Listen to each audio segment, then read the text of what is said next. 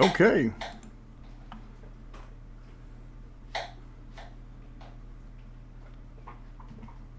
Hey, look, I'm live.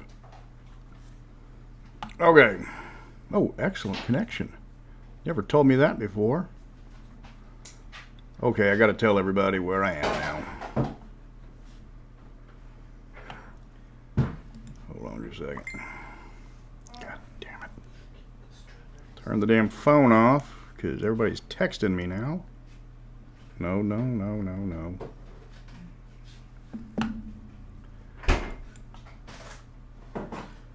Yay! Hey, it worked on the first try, except I had to restart.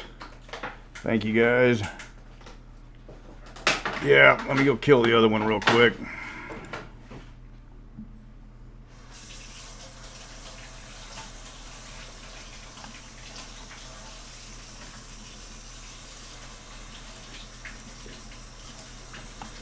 Yeah, got everything lined up. I got everything ready to go. I told YouTube that I'm ready to go, and then it says, oh, you set this up for a mobile. We'll change it. And they said no. Lucky me.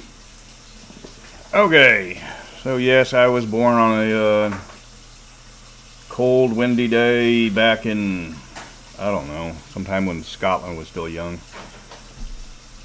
So, thank you for everybody for joining me, as we will be going over all the gazetteers.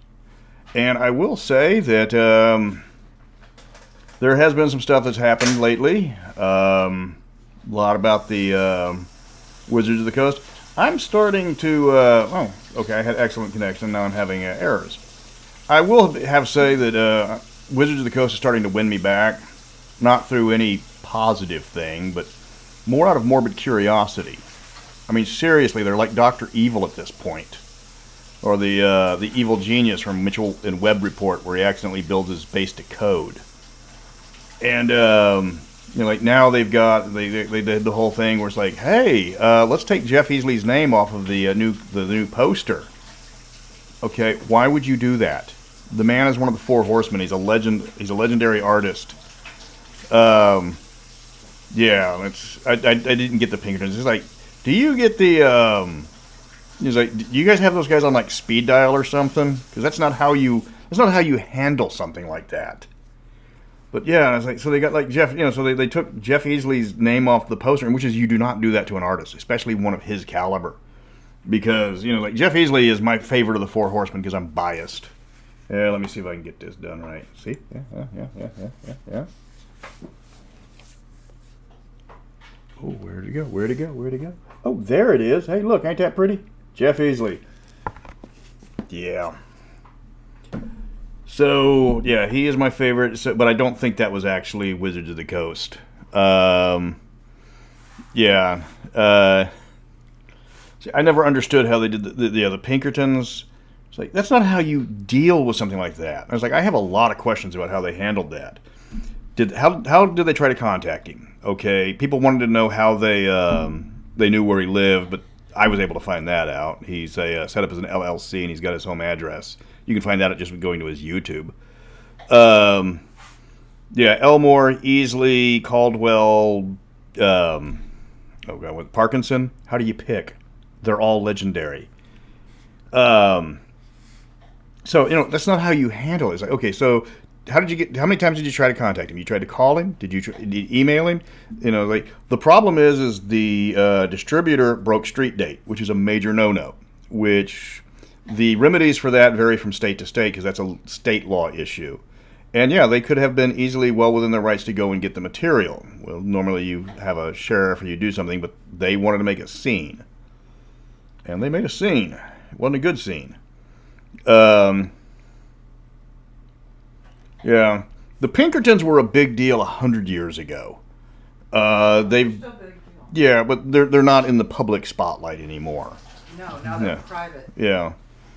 So, Caldwell, the Four Horsemen are Caldwell, Elmore, Easley, and Keith Parkinson, the guy that did all the Dragonlance art. Lord Soth, that's Keith Parkinson.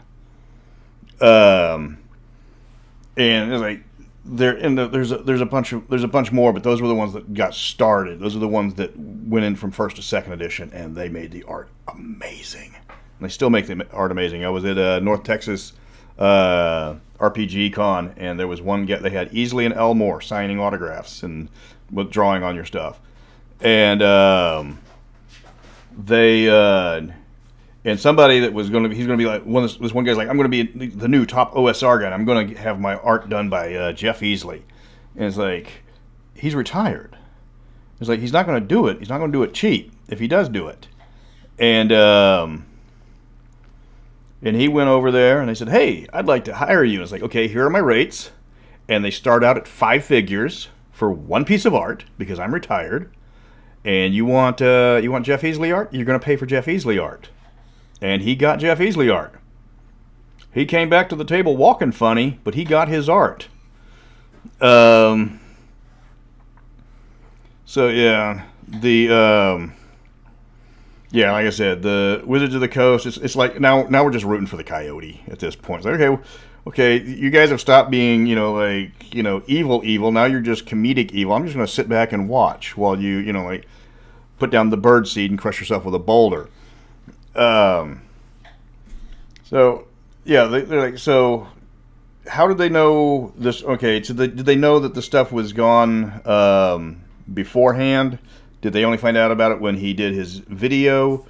How many times did they try to contact him? Did they offer any compensation? It's like, hey, we saw that we accidentally sent the wrong box got sent to you, so the distributor is going to have the hammer come down on him. I was working at a bookstore 20-something years ago, and one of the managers put out a Harry Potter book early. They fined our company $50,000. She got fired, and the regional manager got suspended for a week. Yeah, that's how I got promoted in charge of 6 bookstores. Promotion through attrition. Yeah, that was fun. So, but yeah, that's not how you handle it. They handled it completely the wrong way. If you want to get your stuff back and you want to do it behind the scenes, you go down to the best way to do it, and not that I would know. You go down to this pool hall over on Loop 494. You go in, you're wearing your sunglasses, you got a hat on, you're wearing one of those COVID face masks. You walk in, you nod to the bartender. He points over to one of the pool tables. There's going to be 2 guys playing pool. One's a large Caucasian man, the other one's a heavily tattooed Hispanic man. You put this envelope down on the table. It has all the information. It has a prearranged amount of money in non-denominational, non-sequential, or small denomination, non-sequential bills. Then you just walk away. You don't say a word to them. You just wait for them to nod, and you do it. And you just go back to your house. You go back to sleep. And you were never there. I have 4 alibi witnesses that saw you working late that night. And then the next day we will have the stuff back. Because Mr. Cohagen and Mr. Vargas are consummate professionals, and there's no paper trail. And there's nothing linking you back to either of these 2 gentlemen. Not that I would know. Okay. So, just saying, Pinkertons were a little harsh when there was other options available. But there's no paper trail. There's no nothing. Yeah, that does sound like a Bloom County problem. Okay, so let's get to the... there are 14 gazetteers in one box set for Mystara, and they are of varying quality, usually on the good end, but we do have some stinkers. So let's get to it and talk about each one. And then, let me see, I've got to scooch over. Which way do I got to scooch? Yeah. And then you've got, okay, so the worst one, and this comes as a surprise to no one, and let me see how we're doing. Trugan Clans. Yep, the American Indian one. And this one was bad. This one is actually one of the worst. Done by William W. Connors, and the story behind that one is they wanted to kill the line. They told him he needed to do the last one, and they gave him 90 days, start to finish, to get the book out. And for those of you who have ever written, that's insane. That is absolutely insane. Bruce Hurd told me that when he was done, his keyboard was smoking. And they did it, and it's a rush job. It is, the font is size 14. Let me see if I can bring this up. I have this new scary technology. Let me see. Window capture. Move that over. Nope. Come on. Oh, here we go. Wow. How we doing? Okay. Still waiting for it to pop up. I've learned all sorts of new fun stuff today. And it's not popping up. What the hell? Okay. Yeah, I need to read these instructions more. I've been trying to read it. Yeah, it shows it is, but it's not. Okay. Oh, there we go. Okay, so for those of you who can actually read this little thing, yeah, the Etruscan clans, Miss Williams just wanted to, in it, she didn't like high number runs. So she said, okay, 14 is enough, kill the line. So they gave it just not enough time. There was no playtesting. There was no editing. There was no nothing. Yeah, size 14 font. If you will notice on the screen up here, you'll notice that the Shamani, to show you an example of how little playtesting got done, starts off at 1500 XP for level 1. Yeah. Thank you. It starts off at level, yeah, normally every other class, it starts off at level 0. It doesn't have, it's actually unplayable as written. It does not tell you what their saving throws are. It doesn't tell you how to, I think it does tell you how to progress, but it's just highly restrictive. And then you also have, it says where the Etruscan can't wear metal armor. They can only wear leather, which for fighters, that's going to get them killed quickly. And it just completely, oh, thank you, Bear. Okay, take care, Mom. Yeah, it was just like as soon as he finished the page, they took the page and they put it on the printer. So it's, as far as books go, it's a bad one. The border around it is 1 inch completely around to make it smaller, 14-inch type font, so it's even this book is probably half the size if you take everything out. Or you set it to normal parameters. You missed me fighting with the initial YouTube and just thinking that that Wizards of the Coast is actually moving towards the Dr. Evil style of evil corporations, because it's starting to just get funny. Yeah, so you have the 5 tribes. Barely anything is mentioned of them. Each one of them focuses on a different aspect, which you should have focused on the aspect for all 5 of them. There's no locations given any real detail. There's no new monsters. There's no NPCs, so you don't know who's in charge of what. If you go to the timeline that they give for you, it doesn't give you anything in the timeline after, I think, 700 BC, and the rest of it is just like, hey, this is what's going on with the rest of the world for the next 1,300 years. No, it's not supposed to be streaming at 240. It says I have an excellent connection, so YouTube is... something's going on because YouTube hates me. It always has. Yeah. And then, yeah, you have... Well, I keep saying yeah.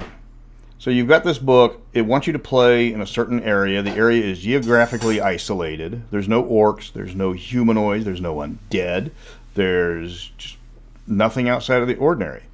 It has the 2 on the bottom, which, except for the ones that are playing the Aztec, everybody lives happily ever after. And they've got the Comanche and the Navajo and the Cherokee all living happily ever after. And it doesn't work. So there's a reason why when I got stranded in my own apartment during Harvey, that's the reason why I rewrote this one. Okay, so moving on from... when I originally set it up as a mobile upload. And I said, okay, no, it's supposed to be this. And said, no, it's a mobile upload. But I didn't want it to be a mobile upload. Well, we decided it's going to be a mobile upload. So... Yeah, so I had to redo it. Yes. And they've even got, they probably, Wizards of the Coast probably has like the box with the buttons for all the chairs for when somebody recommends something that's a good idea and just like pushes them and drops them straight into the mail room. Okay, so next up, after we've got, so that's number 15. Let me see, the next one, the next worst book is, I'm going to take this down real quick. Ding, ding, ding. Okay, next worst book. Kingdom of My Rendy. This is number 14. This is written by Anne Gray McCready, and they didn't really know. They really didn't know what they wanted to do with the setting. Yeah, I could see Dr. Doofenshmirtz in charge of Wizards of the Coast. This is my Greyhawkinator. But then you've got and you have all the pukas coming in. And it's like being. A platypus would torment Wizards of the Coast, wouldn't they? That's actually a good idea. So, Irendi, the problem was they didn't know how to approach it. Oh, thank you, Doug.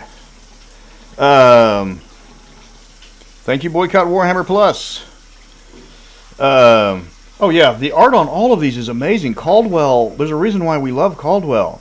And Caldwell is inspired many people. With not to draw, but is like, hey, chainmail bikinis are still a thing. So the problem with Irendi was it got a little silly. It was just before the silly phase, but they decided to have everything done. And first off, it was narrated by Magnum PI, and there was a lot of 1980s references. Well, if you're not my age, you don't know what the original Fantasy Island was. So you don't know about Mr. Cork and his gnomish sidekick who screams, "Da carpet, da carpet!" Thank you, guys. So it's aged badly. And then Magnum PI, he's like, nobody remembers Tom Selleck's Uber mustache or who Higgins is. Lies. Well, not anybody our age. So they really did it. Yeah, okay. I either have a great signal or I have no signal. Yeah, second edition is for art. That was the heyday. That was absolutely heyday. Cyberpunk version 3.0, that's the one that Mike Pondsmith will not talk about. He knew he screwed up. He knew he messed up badly. Yeah, that's why. Okay, but so they did it with the silly stuff. They had, they turned one of there's like 8 to 10 islands, and they made one of them a theme park, and the rest of the islands aren't. But people only remember the theme park. The whole. That's the only thing that they remember. You've got the other islands, and some of them are really good. Some of them have a lot of fantasy elements that you can steal, like the Eulogy Island, where it's just a giant graveyard, but it's sanctified, and there's apparently a chaotic good lich that's in charge of the graveyard who keeps people from, doing horrible things or defiling the graveyard. But if somebody comes there and they need help grieving, he's there for them. He never speaks. He never talks to people. Nobody knows. Everybody knows his name, but nobody knows how they know it.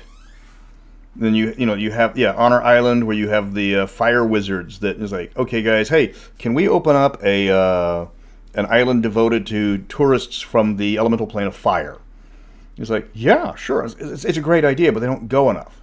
This one also suffers from the problem that it's only a 64-page module, which is, they did that for a few at the beginning, and they said, hey, there's too much information that we can put in these things. We have to go to 96 pages. And Bruce Hurd did that. Was the one that told him, like, Galantry needs to be 96 pages. Yeah. Yeah, and he never, Jamie Honeycreeper, and he never speaks. He never actually hurts people. At least nobody remembers him ever hurting people. But there's a reason why there's no grave robbers on Eulogy Island. So, and that's just speculation, but that's generally what they hinted at.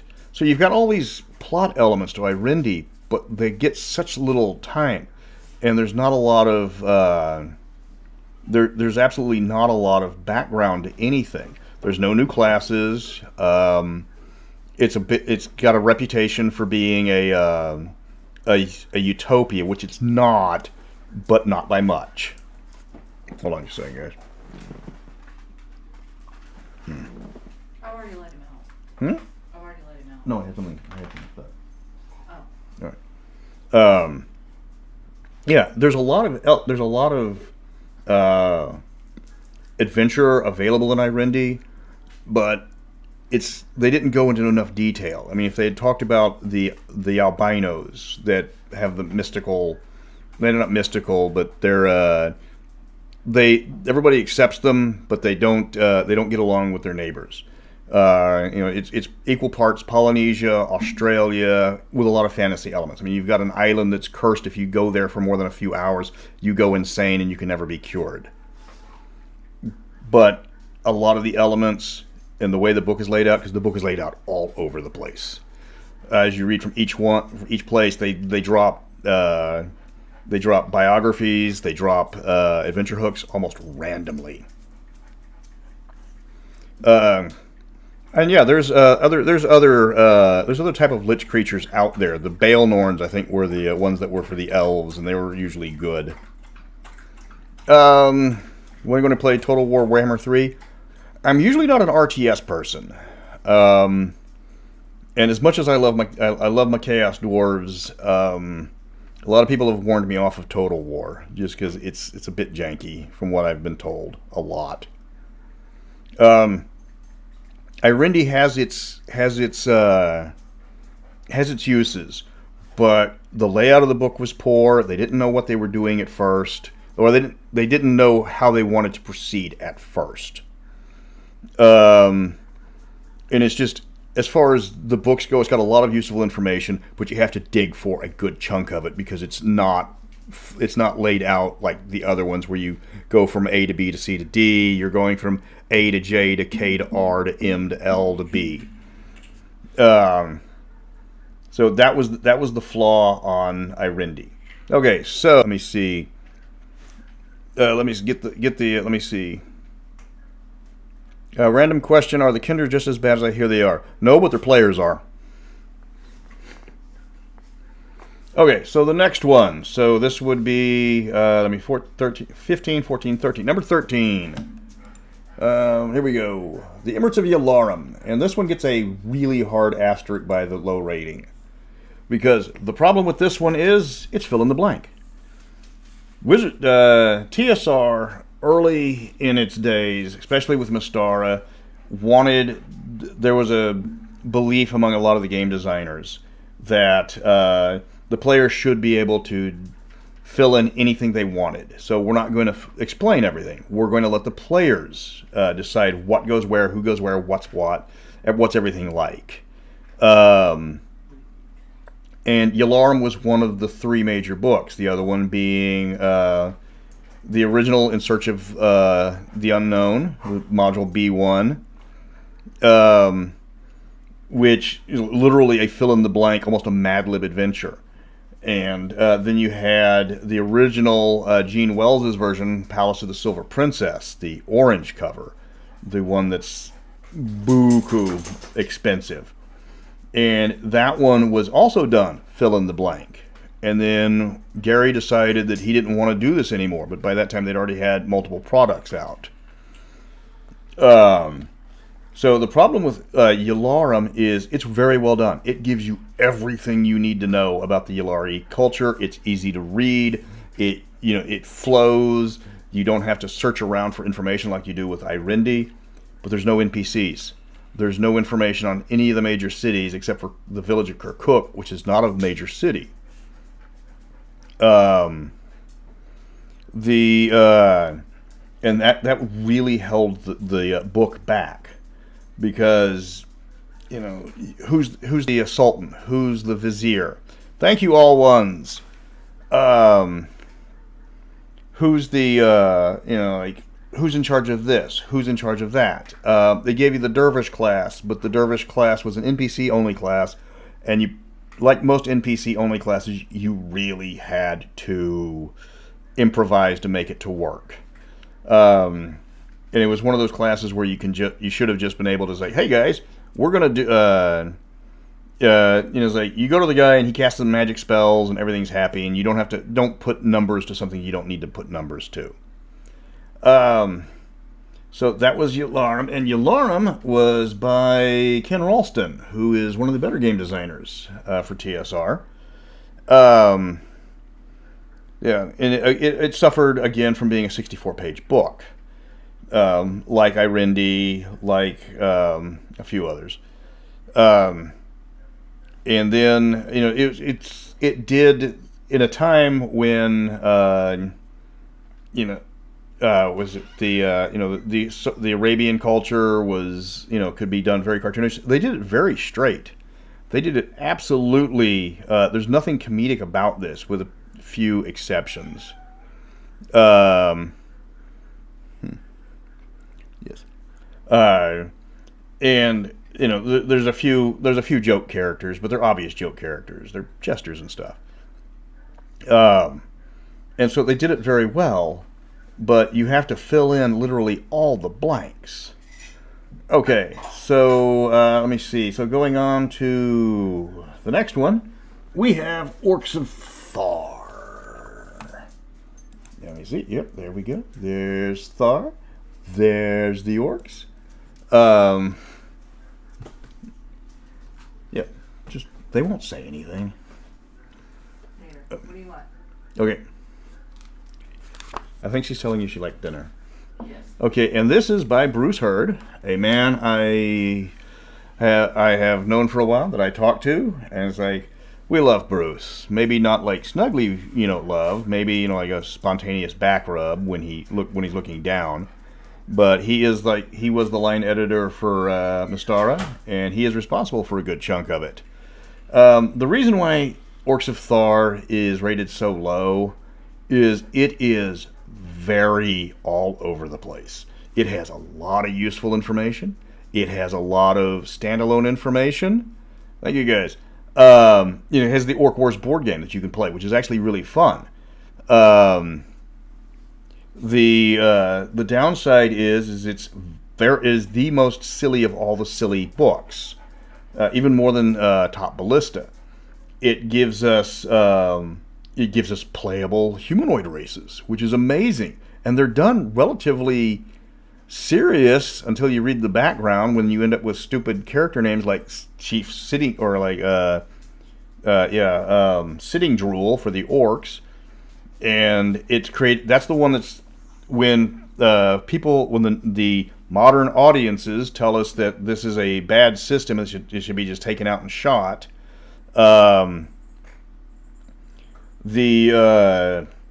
This is the one they will throw at us because it's got all sorts. It's got the red orcs, which mimic the Trugan. It's got the yellow orcs, which mimic the Ethengar, the Mongolians. It's got the black orcs, which mimic no one, and they're called the black orcs because that's the color that Thar put them in.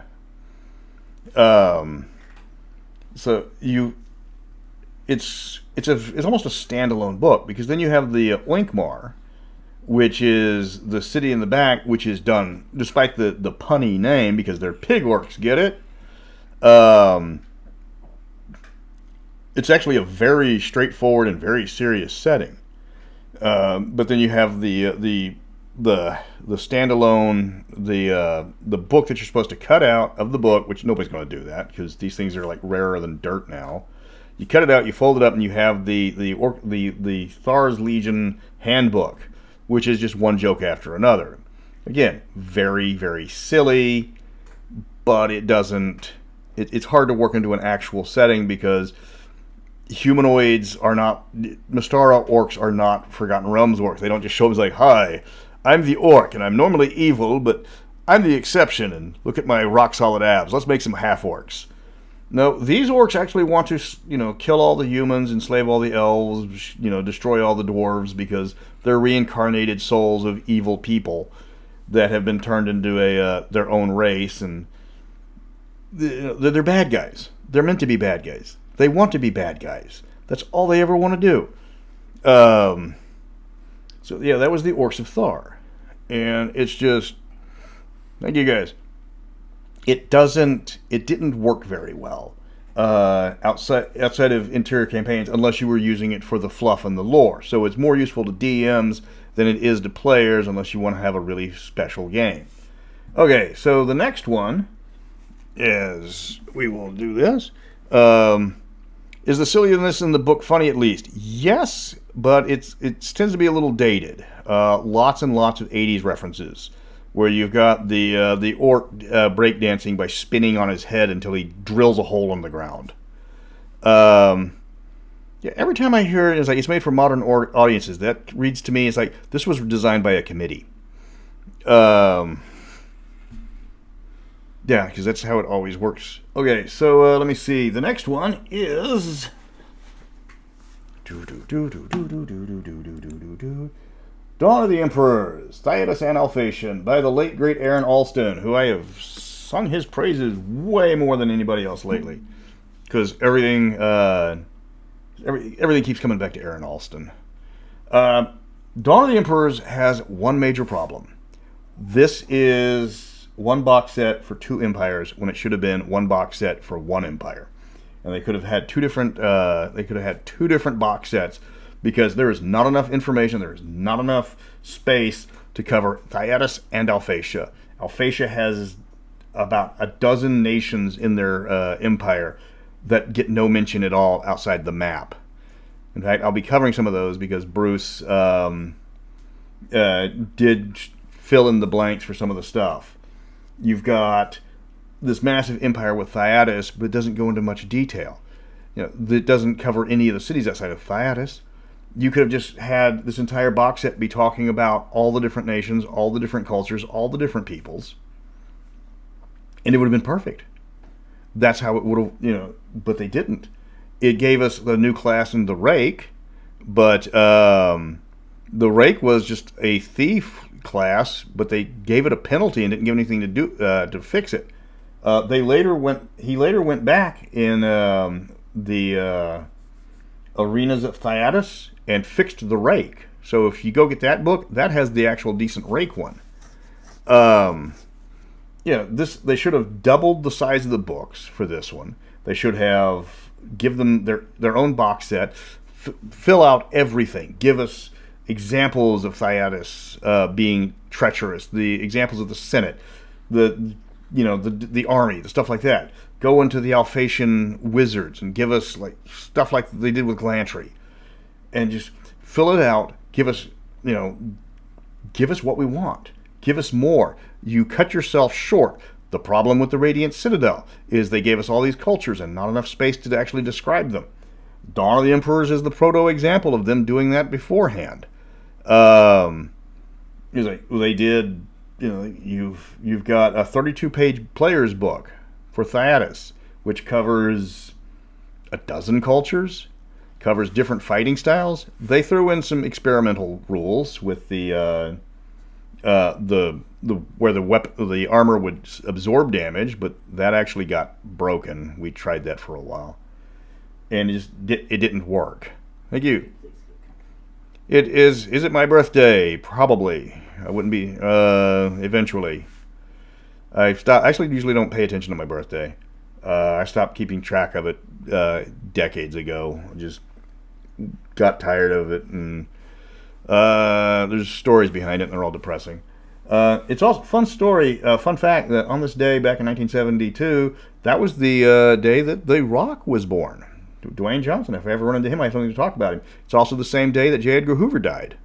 Learned that would be. I learned that taking the tour at the FBI museum back. God, when I was 14. He was like, "Hey, look! Wow."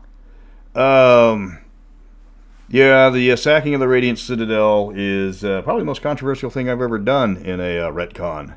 But I needed a good target because you guys didn't care about everything else they conquered. Hey, we steamrolled the Tiger Clan. Okay, good for them. They strong-armed Oceansend into joining the Empire again. Okay, good for them. They swarmed the hinterland with troops. Okay, knew that was coming. They okay. What about the invasion of Jabul? Yep, we got yeah. That was the thing that happened. They burned down the Radiant Citadel. Oh my God! Okay, so you care about the Radiant Citadel, but you didn't care about any of the other 4 places they sacked. Yeah. Yeah. Bouncy bubbly beverage. Yes, I was always a fan of. Or what was that? We did a. I was at the Paranoia Call of Cthulhu crossover, Collect Call of Cthulhu, where they were issued Happy Laffy Fun Fizz, the refreshing alternative to Bouncy Bubbly Beverage. Not that Bouncy Bubbly Beverage needs a refreshing alternative. And you had to say that entire line. And then somebody discovered, he accidentally shot a can of Happy Laffy Fun Fizz, the refreshing alternative to Bouncy Bubbly Beverage, with a laser and discovered it reacts like a fuel air bomb when shot with a laser. And they had to go back to Friend Computer and say, hey, we discovered that Happy Laffy Fun Fizz, the refreshing alternative to Bouncy Bubbly Beverage, reacts badly to laser fire. Yeah, that was a good one. All the players had their clones increased by a factor of 111, so they had 666 clones as they were tracking down Cthulhu. And then we went to...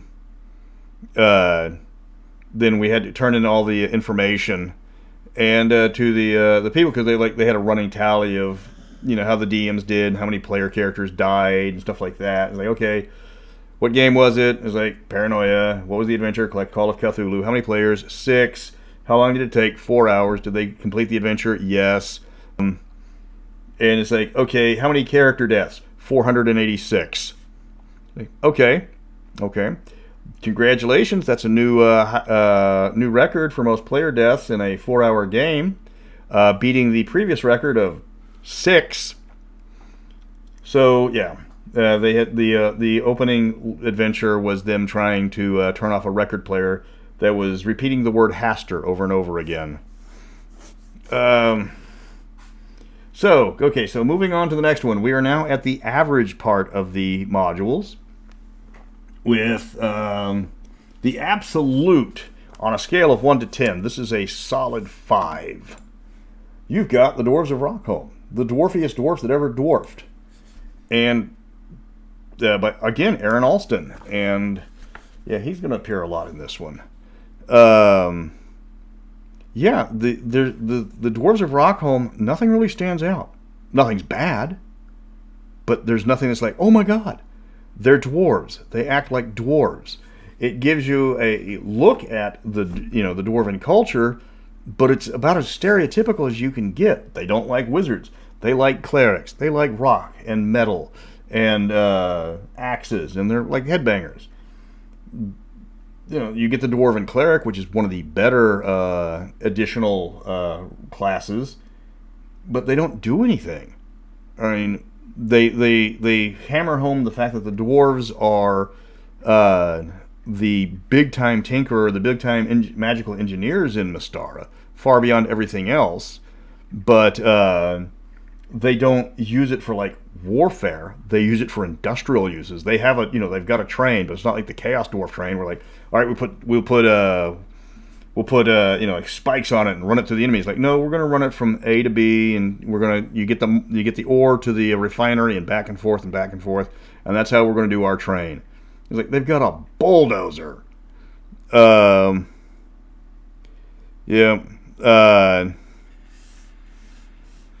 Let me see. Yeah. It's okay, Thessalian. I speak autocorrect. Yeah, shut up. Yeah. That is so annoying. Yeah.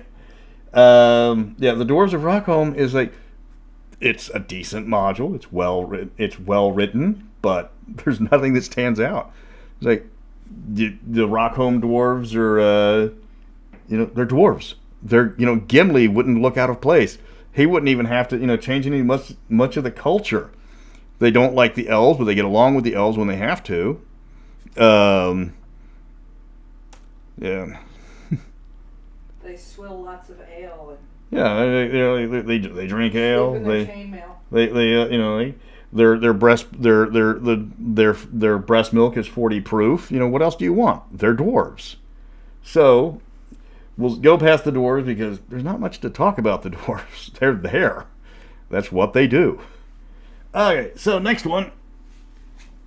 And of course, these are all my opinions, but my opinions are 100% correct. So, the Northern Reaches. Yeah.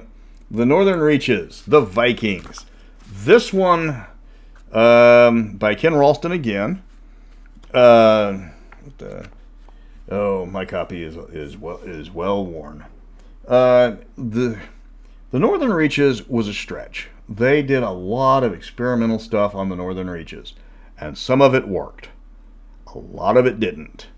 And they were the ones that gave us the real world gods as immortals. They were the ones that made my life so much fun. Oh my God. They made it absolutely hysterical. Trying to say, hey, where did Odin come from? It's like, how come they don't have the entire Northern Pantheon? How come all of the Norse immortals are from different spheres of power? Wouldn't they all be brought up by Odin? Okay, what? Yeah, they got. That was not fun to do. They did come with a Viking village, which is really almost impossible to find in the original one. It gave you the three nations, but they really only focused on the NPCs of Osland, despite the fact that Vestland and Solderfjord had some interesting things, or some interesting ideas. Then you have, they had the whole, before Wizards came into it, it's like, okay, well, we're going to rank your character, rather than alignment, we're going to have like descriptors for your characters, like opposite ends, and they're going to be moving back and forth. So it's like, if you're more on the, the pragmatic versus the, the traditionalist side, so you can roll under your, you can roll under that trait. It's like, it didn't really work. It was one of the first ones that the backgrounds could actually improve or lower your stats, though it was always 3 to 18. You couldn't go above or below. They had that. They had that one hardwired in, and the Northern Reaches was decent. It gave us a lot of good ideas. It's granted, it's Scandinavia. Thank you, Wiley. Let me see. Thoughts on using solo Ironsworn to adventure in Mystara? Remind me what Ironsworn are, because I know. Which ones are you talking about? Because I've seen Ironsworn in like 3 different games. Because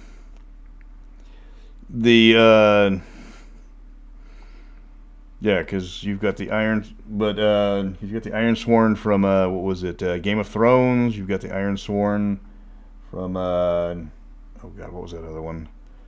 I think from Talos Lanti, if I remember correctly. Let me see. So the Northern Reaches, it's Scandinavia at different points in those nations' history. So you had like the absolute Vikings, you had the Viking Empire, the Proto Vikings, and then then you ended up with hey, we're going to stop being Vikings and start being merchants again.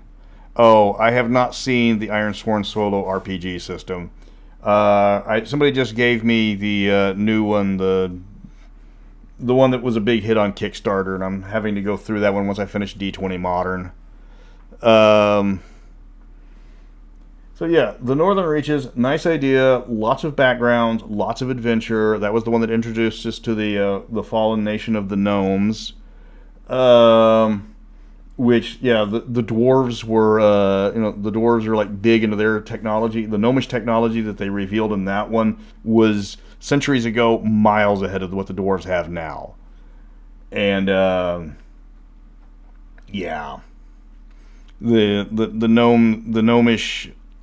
gnomes for Mystara are, unlike other gnomes in other settings, are horrifically competent.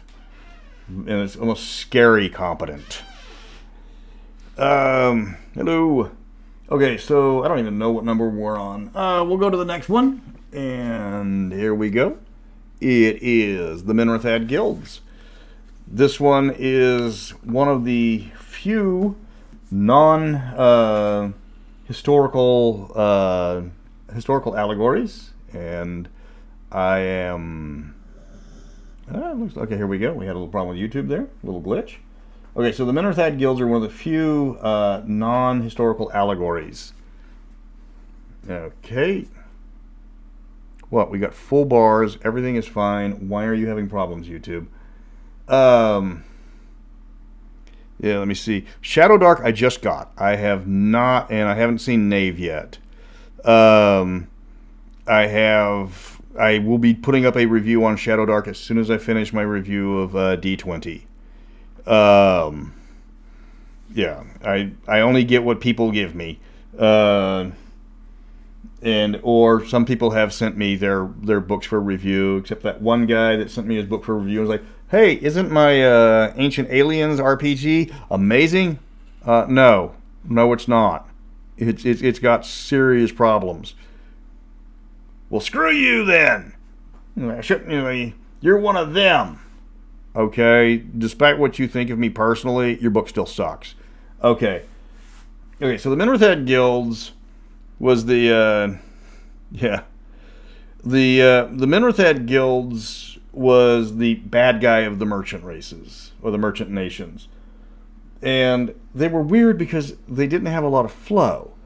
They didn't have a lot of flow to them, where it's like they didn't feel like a people. They didn't feel like a nation. It felt like a bunch of, it's like, hey, you've got elves over here, dwarves over here, halflings over here, humans over here. The end. The fact that they're so focused on building and all of this stuff, and to have them broken down along racial lines didn't really mesh well.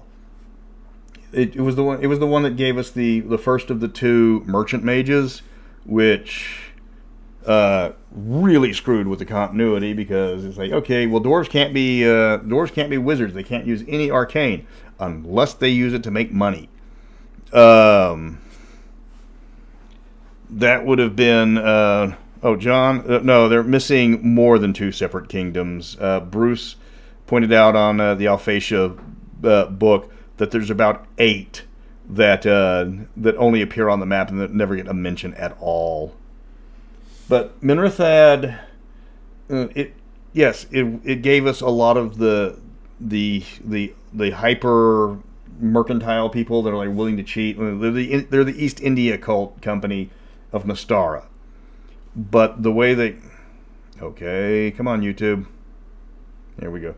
The way they worked on them, it didn't really mesh once you put everything together. It did give us some wonderful error. What the hell? YouTube is not liking this. Which book has the gnomes from Mystara? That is in Top Ballista. Yeah, I know. YouTube is. Let me see if this helps. What's that? I was on YouTube. Yeah, no, we've got full bars. We've got a good signal, but YouTube is just like doing it. Yeah. So the Minorthad guilds, again, nice idea. The concept didn't work quite as well as they put it out, because all these people are supposed to be working together, but they break apart. And it just, but the way it was written, it's a well put together book. It's got a lot of great ideas. It focused heavily on, giving you a mercantile system. So if you wanted to play a bunch of guys buying and selling and shipping stuff, that's how you do it. And it was a wonderful, module for what it gave you, or gazetteer. Okay, so let's move on, and we will go to Minorthad's hated enemy, the Republic of Derricken, the other money one, and this is the good money one. This one, again, has been said there's not a lot of conflict with it. Well, the Tiger Clan, as written, we're going to.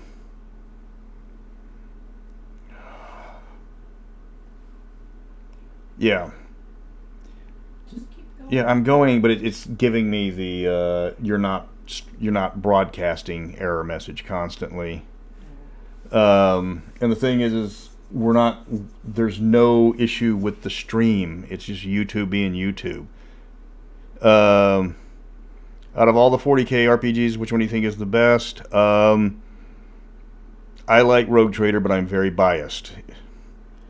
Okay, so Republic of Derricken had the problem with there's not a lot of conflict inside the nation. They could have worked it up with the different guilds, merchant houses fighting it out. They never explained that. Let me see. And then, so everybody gets along, everybody works together. It's a lot more cohesive than the Minrathad guilds, which is one of the reasons why they work so well. The bits on the diplomatic corps was amazing. Their explanation of why they border every single demi-human nation, but they're almost all humans, was actually pretty well done. They have a huge military, despite the fact that they're not very good at fighting. They introduced a lot of new weapons, like the rapier, and it's a very well written book. It gives you some ideas. It gives you a ton of plot hooks, a ton of adventure seeds. Thank you, Taylor.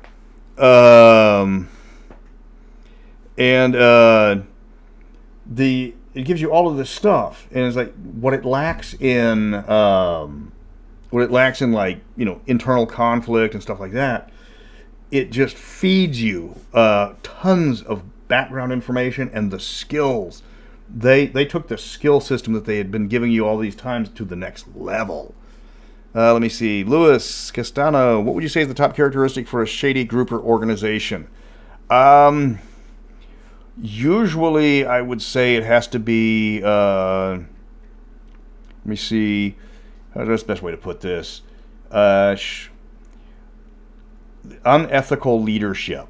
So, like, if somebody accidentally releases your book, you go out and hire the top, best hired goons to go, shake down the guy that bought it rather than the guy that sold it. I mean, that's a good example. Or, try to corner the market through, your lawyers. That's another one. Or, cut people out of their, when you hire somebody to write a book for you and then just refuse to pay them by saying, we're not going to honor the contract because we don't want to. Those are good examples of, a good shady organization, at least off the top of my head for some reason. Okay, so you got Derricken. Very well written, a little bit lacking on the conflict and the internal strife. So we go to, and Derricken was done again by, who did Minrathad Guilds? Because I forgot to tell you who all these guys were. Deborah Christian and Kim Eastland did the Minrathad Guilds. Scott Herring did the Republic of Derricken. Yeah, in the adventure settings, they have a vampire dwarf the players can go after. Yeah, it's just compared to other ones that as we go further on, the adventure hooks get better for the other nations. Let me see. So next one up is The Five Shires, written by celebrity guest star Ed Greenwood. Yeah. Okay, say all what you want about Ed and his, Forgotten Realm stuff and stuff like that. The man can write a source book. That man can write an amazing source book. He actually wrote 2 things for Mystara. He can write amazing source books, but there's a reason why they didn't give him adventure modules, because The Endless Stare is still sitting at my number 1 worst Wizards of the Coast. The Five Shires, again, a little utopian because it's the Shires, but they're surrounded by all sorts of nasty monsters, and then Galantry doesn't like them either. It's surrounded by monsters and Republicans. Yeah. Thank you, Nuber Tuber Luber. Let me see. The Cyberpunk Lore Master, who canonically has the bigger pocket pistol. Johnny Silverhand, easily. Morgan Blackhand switches out guns as he needs them. He doesn't carry a gun that's oversized. Let me see. What is the best system for Mystara that isn't owned by WotC? GURPS. Yeah. GURPS is good for everything. Let me see. The age system wouldn't be bad. Actually, the Arcana system, uh, maybe RuneQuest. There's a bunch of them. Let me see. So the Five Shires is an amazing piece of writing because it turns the halfling into the hen, and our halflings were not the Tolkien ripoffs. The concept of the Yalaran, as far as the race goes, is amazing. It's the one. That's the thing where when they start to reach, when they start to become teenagers, they get this overwhelming wanderlust, and they have to go out and explore. So every halfling you run into in the Five Shires, that's like an adult, has adventuring levels. You do not, you don't start a bar fight in a halfling tavern because all of them know how to hurt you. They go out, they adventure for a while, they get it out of their system, and they come back, and then they say, "Oh, we're going to be a shopkeeper, we're going to be, an innkeeper, we're going to be a farmer." Nothing like having a seamstress without a sword and beat the hell out of you. Yeah, it's like you've got the seamstress with the +3 knitting needle. Oh, cool. He did not try to write in his own. Elminster does not make it into the Five Shires in any way. But yeah, he gives us a lot of neat ideas for the Shires, and he explains how does a pastoral nation work and keep it interesting. And then you've got the halfling police. You have the fact that they've got a militia, which is all their different high-level adventurers working together. And then you've got this one nation or this one city where everybody in it's like a high-level retired adventurer that you really do not want to attack this town. So it does give the halfling master, but the halfling master as a class is an NPC class because it can't leave the Shires and it's kind of hardwired. It would have been nice to have a halfling cleric, but we didn't get that. Okay, so what's next? Let's see. All right, we're getting into the good ones, and this is starting to be the tougher ones. Okay, here we go. The Elves of Alpine with the there we go. Yep, there she is. The Dark Elf is actually a complete and absolute miscommunication between Steve Perrin and Clive Caldwell. He wanted it to be a Shadow Elf. Caldwell had no idea what a Shadow Elf looked like, so he did it as a drow. Yes. And that is the only time you will ever see a dark-skinned Shadow Elf unless you're playing the computer game, because then they became purple for some reason. Yeah. Then, the Alfheim one is yes, they're the elfiest elves, but they broke down the elf class into so many different ways to play them.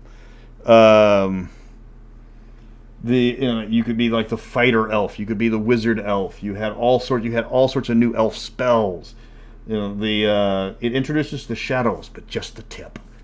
And then the shadow elves the shadow elves were presented as evil in this one, which made their module an absolute surprise. You had some small pop culture references that didn't end well. It started the argument between about the half elves, where this one is the one which explains the same-sex parent recessive gene. And then it gives an example of a human that had, an elf that had descended from human parents until about 4 generations ago. Then suddenly his parents had an elf, because that's the way the elves do. They stole they stole liberally from a lot of mythology and Shakespeare a lot. Yeah, lots of Shakespeare stealing. At least they didn't steal from Hamlet. Don't get me started on Hamlet, please. Okay, so the Elves of Alpine give you a lot of new concepts, new adventures, new, magical things. Oh, thank you. Oh, no data. Okay. I think we've crashed. Okay. What the hell's happening here? Come on, GPS. All right, come on, YouTube. Okay, so yeah, the elves give you way more information. It's like an information overload. and you can't use a lot of it with the other players because that would be the they did give the elves a ton of love, far more than the halflings, far more than the dwarves. Yeah, you can only get a lot of it at high levels, but it's still worth it. And if you're going to be playing the Tree of Life module, which is probably the strangest of the Mystara modules, where it's only for elves and only for elves of a certain level, you need Elves of Alpine to play that. Okay, so that's the Elves of Alpine. Very well written, tons of information. A lot of it only useful in an elf campaign, but it's one of the first books you want to pick up. Then the book that here we go, the Shadow Elves for the next one. This is the one that turned everything on its side. This is the one that it's like, hey, well, you've got the elves that live underground. It's like, yeah, these are not the drow. These are not the drow at all. They're, like, at best they're true neutral. At worst they're lawful neutral. They suffer from being naive. They're being lied to by their king. They're being lied to by their high priest. They've been really unlucky because elves have a bad habit of discovering nuclear devices and pushing all the buttons. But they're not evil. They're not cartoonish levels of drow evil. God damn it. What? Having problems. Yes, I'm frozen. Yeah, okay. Sorry, I'm getting error messages from YouTube Studio. Let me see. Yeah, the Dark Sun halflings. The Dark Sun halflings would be obliterated by the Five Shires halflings because, again, they're all level 3 or higher. Even the old people. Like the Dark Sun halfling walks into the bar, and you can hear all the weapons clearing sheaths, a few guns being cocked, and somebody starting a chainsaw. Yeah. And then I'll have to find it, John. There was one that I actually wrote in the book that Bruce did. I think it's like Arendelle or Indel. There's a bunch. Arendelle? No, I think it's EIR. Arendelle. I don't know. It's on the map. I'd have to find it. Oh, okay. It's they put a bunch of names like Betalin. The nation of Betalin only appears on the map. They've got this huge wall separating one of their neighbors in their own country. It's a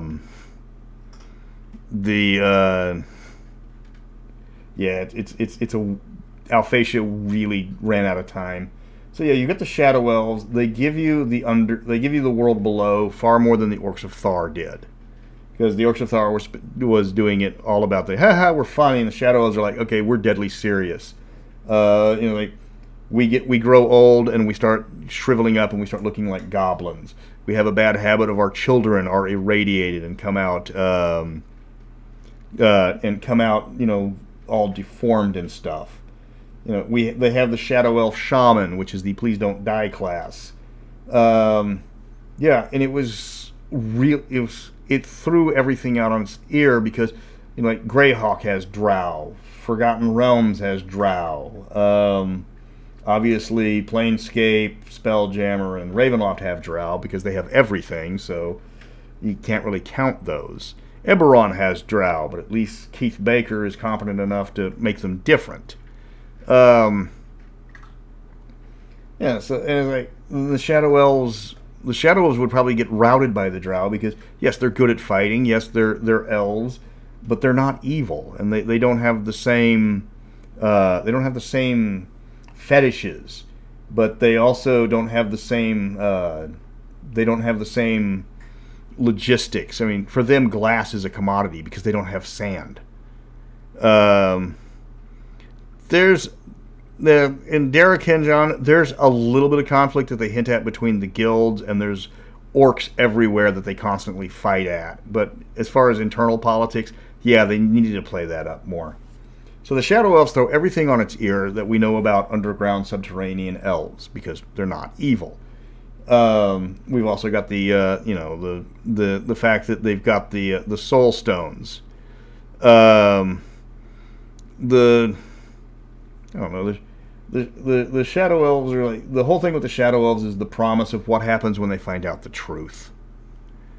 Like, hey, we've been lied to. Now we're angry. But then they take the Shadow Elves in the Wrath of the Immortals and they invade Alfheim and conquer it completely, and there's nothing the players can do. But they don't know what they're doing, so they're not talked about at all. And then the forest dies, and Alfheim, turns into like a dead tree forest, and the end, because that's just boring.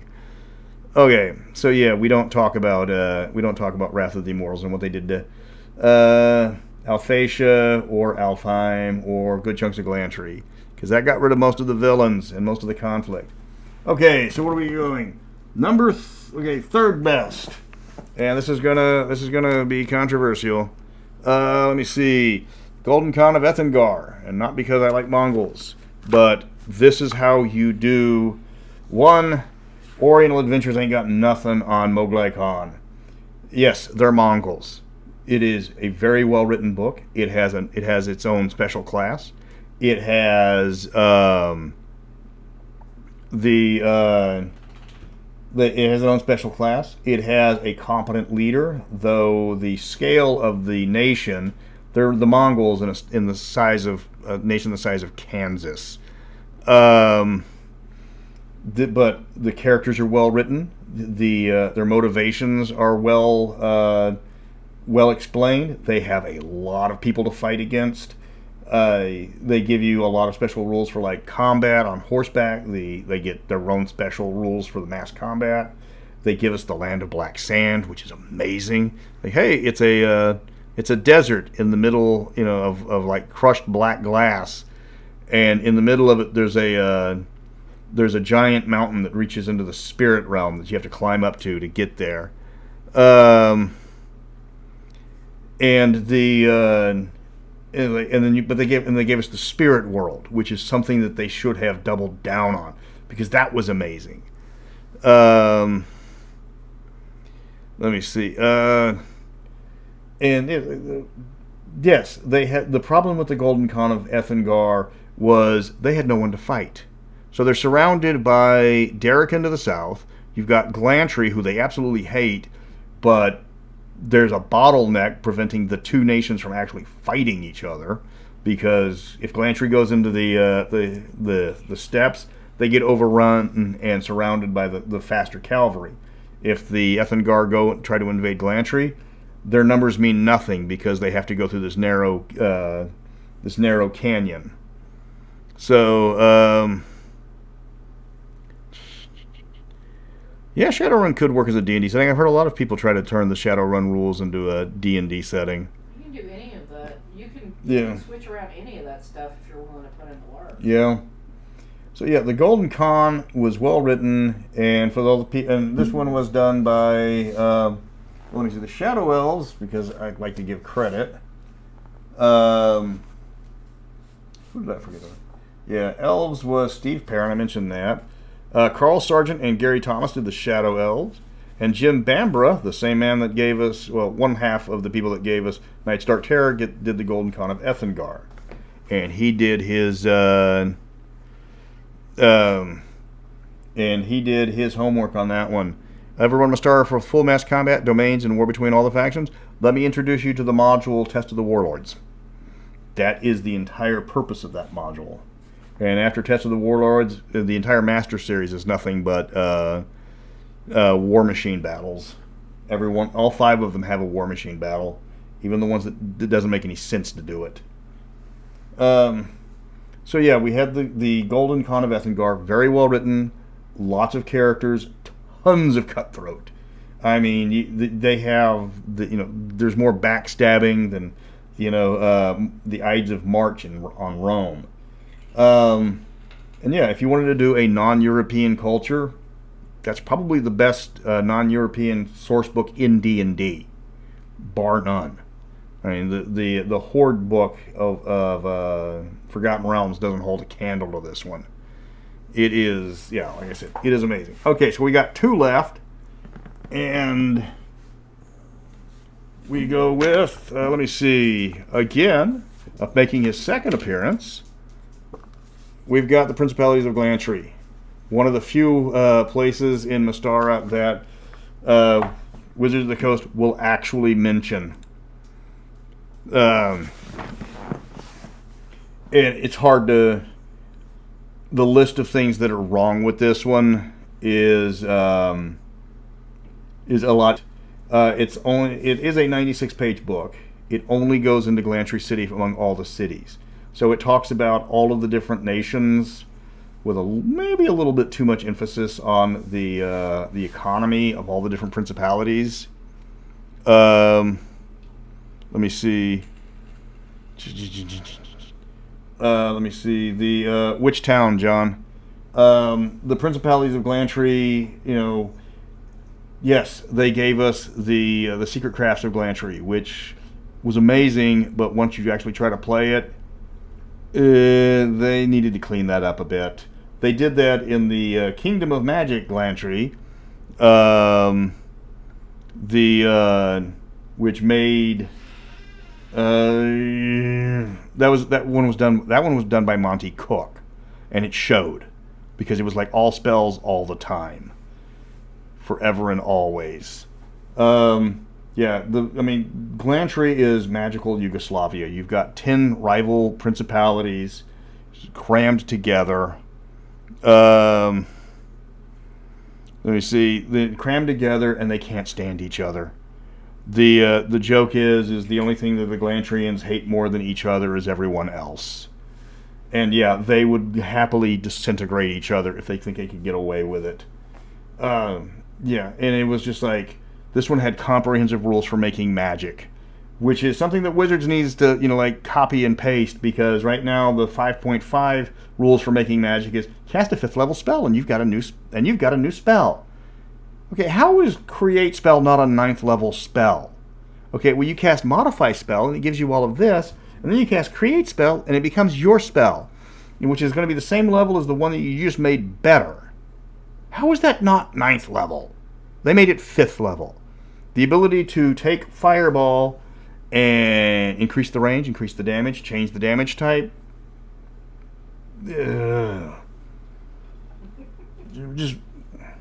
I've already gone off on on how Wizards handles Barbarian, but they need to get the Wizards' dick out of their mouth. Because Wizards get everything and Marshals get nothing. That's how you really feel, Mr. Welch. Yeah. Wizards, Monty Cook started it in 3.0, and then it was like, well, you get extra, here you go, fighters, you get extra attacks. Can I have more than just +2 bonus damage with my feats? No, because we're reserving that for the Wizards. Can I don't know, can I get multiple attack types? No, we're reserving that for the Wizards as well. Can I get anything cool? No, that's all for the Wizards. We don't want to take away from the Wizards. Because people want to play Wizards. I just want to stab people with my war pick. It's like, well, you can play a Wizard and then cast Tensor's Transformation, and you can stab more people with a war pick. Okay, so what did Glantry do right? The politics in Glantry is absolutely lethal. It is the Red Wizards of Thay. No, a Red Wizard of Thay would probably be floating face down in the canal. If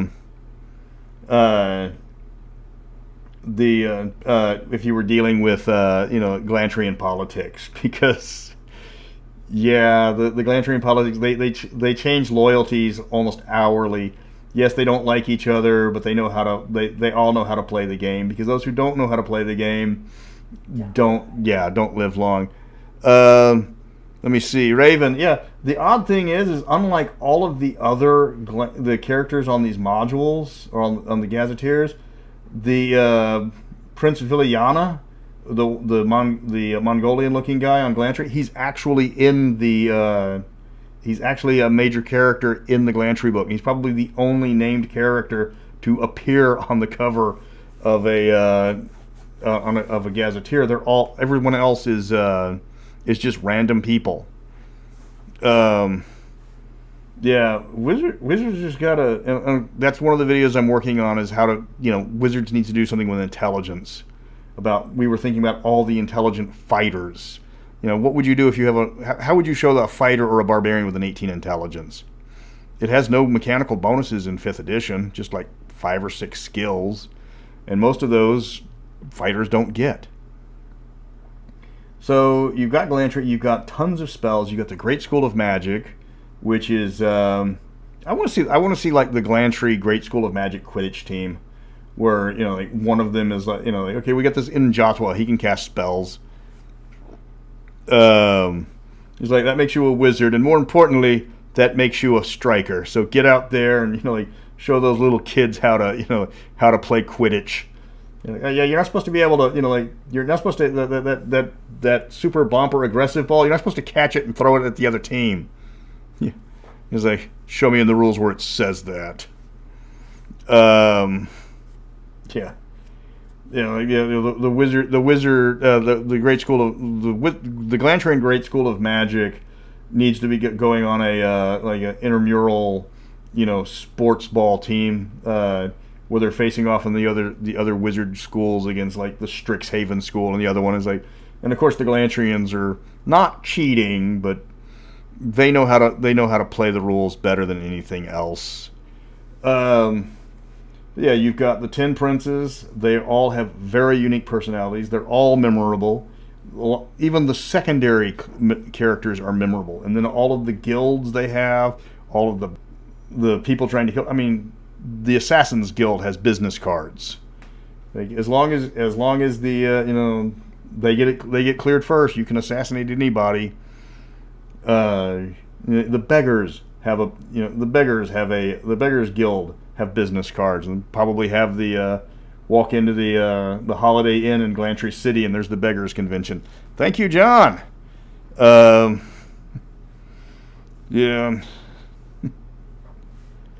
Let me see. Exclusively Marshall. Yeah, that's what I'm working. Yeah, I need to get off my ass and start working on my own, because I've got it written, but my playtesters never responded back. Hey, y'all, tell him to finish the Bargle book. Yeah, we've got the Bargle Book of Spells, and we were trying to save up some money to get some art for that, but then Wizards blew up the OGL, and is like, nobody wanted me to do anything with 5th edition. He's like, what about this one? It's like, no. What about this? No. What about that? No. Because we made some really messed up Bargle spells. I think the one that stuck in everybody's mind was Delayed Blast Puppy. It's like a fireball, but it's a puppy, and you can control it. It goes around and it acts like a cute little puppy, and it goes up to people and it wants to be picked up. And when the puppy's eyes glow red, that's when the fireball goes off. And if you are holding the puppy, you get no saving throw. You're just going to take all the damage because you're holding the fireball when it goes off in your arms, probably looking into its eyes. So let me see. Can you run Strixhaven and Glantry? Well, considering there's barely any rules for Strixhaven in Strixhaven, yeah, probably. I mean, it's like we've got the.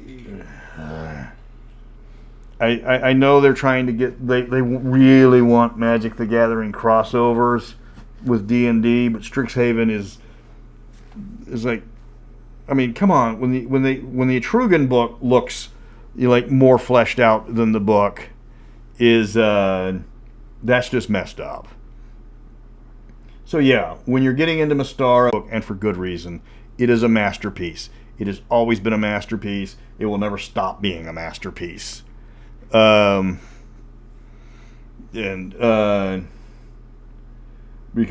it's the one that, as far as all of the magocracies in Dungeons and Dragons go, that's the one that,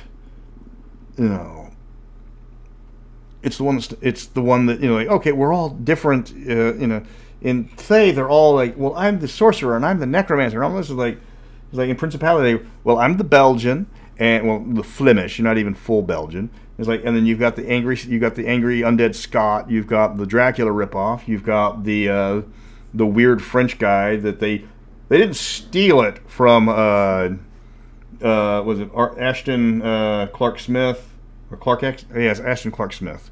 They didn't steal it from him because stealing it means they tried to hide what they did. No, they flat out was like, hey, we completely ripped off this entire setting from the third member of the weird trivia or the weird fictions, along with Lovecraft and Howard. Yeah, that's the thing is Bargle is petty evil. Half of summon baby armor. It works like mirror image, except instead of being mirror copycat blinking images around, it's just babies flying around him.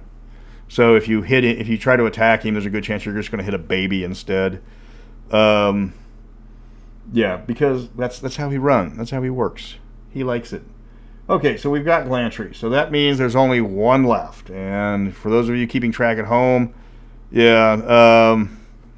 no, we do have Dominate Limb, where it's I think it's like Arcane Hand Job or something, where you can take control of just your arm, and it's almost impossible to you can't dual wield because he's got control of just your arm, nothing else. And you're trying to cast spells and you got your hand slapping you, or he destroys one potion a turn because you'll take the potion and pour it out. Just drop stuff, constantly drop stuff, throw away your gold, and you have no control over that one arm, so you have to fight your own arm. Clark Ashton Smith. I can never remember if it's Clark Ashton or Ashton Clark. Averon. Yes.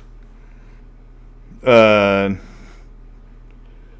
what was it? Some of the other spells, like he causes dotted lines to appear from the target's eyes, so there is no confusing what he's actually looking at. So you're like, no, I'm just going to look over here, and you got the lines dotting out to the queen's ass. Yeah, that's a good one. Yeah, that's that one was a fun one. The one that lets him steal prosthetics from target people. So it's like, hey, I got a combat wheelchair. Great, I'll cast that, and now I have a combat wheelchair. Well, I just thought the Averon. That sounds very plausible. I just thought the Averon stuff was in public domain, but I mean, it gets it's ours now. Tell them about Call of the Wild and the animals.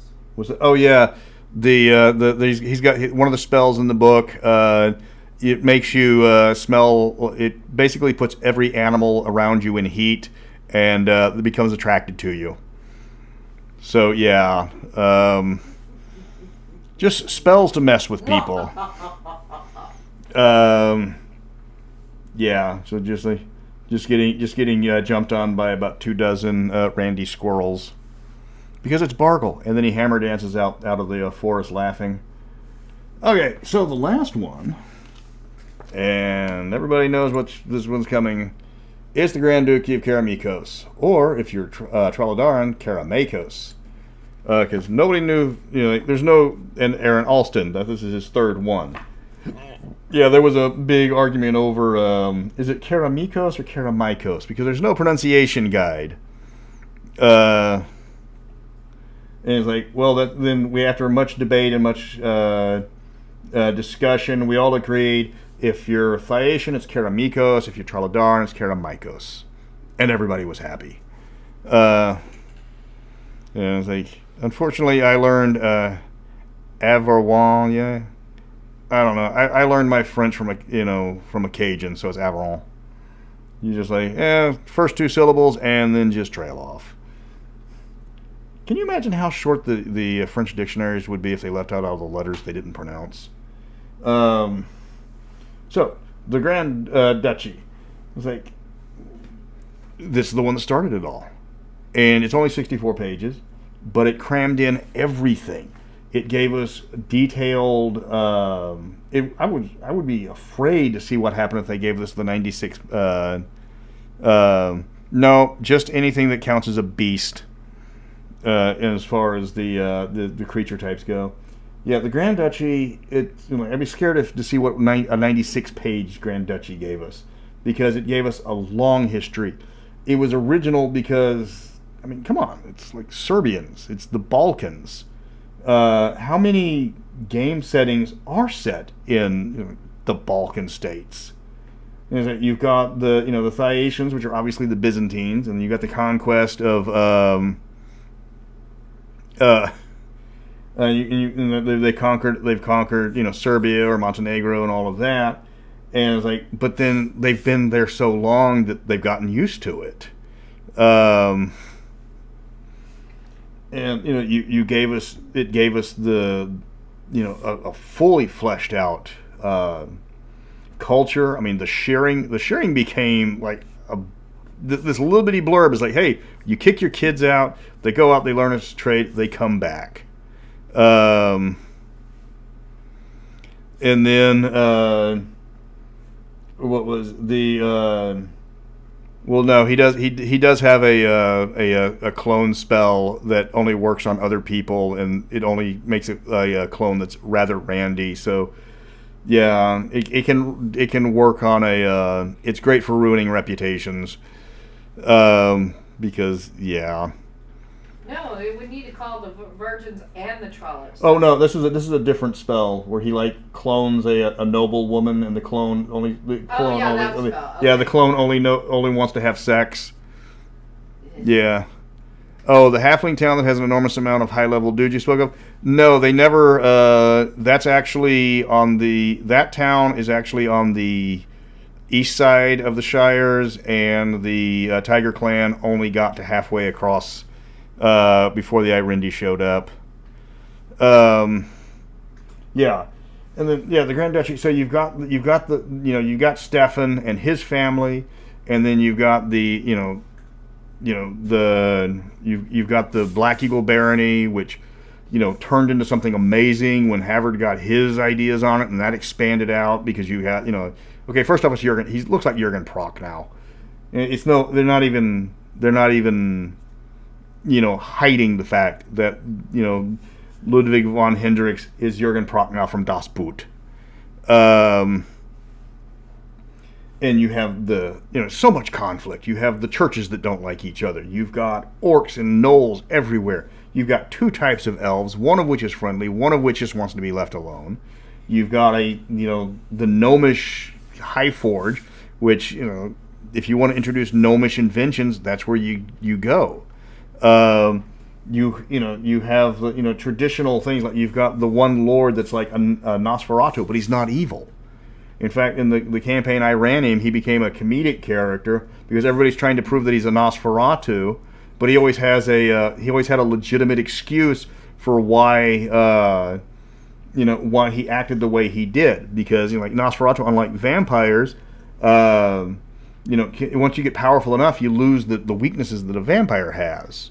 And so he's like, why are you so pale? And it's like, I live in Keramikos. You know how much sun we get a day, a year, like 3 days. Try not to be a pale ass, Eastern European out here. Hey, don't knock the Czechs. Yes, I'm not knocking the Czechs or the Slovaks. I'm just saying that parts of Keramikos do not get a lot of sun. He's like I can't. He's like, well, I like garlic. Garlic doesn't like me. He's like, why are you always dressed in a tuxedo? It's like, because I'm a lord. It's like every other day I've got to go to some meeting of nobles, and every single time it's got to be formal wear. I don't even have a T-shirt. What's the point? So yeah, and then it became a running joke where they're trying to prove that he's a vampire. He's not a vampire. He's a Nosferatu, so he doesn't have the same weaknesses. And every time they do it, he's got the excuses of why he acts like a vampire, because he doesn't get a lot of sun, so he's pale. He can't eat garlic because he'll gas the whole palace. He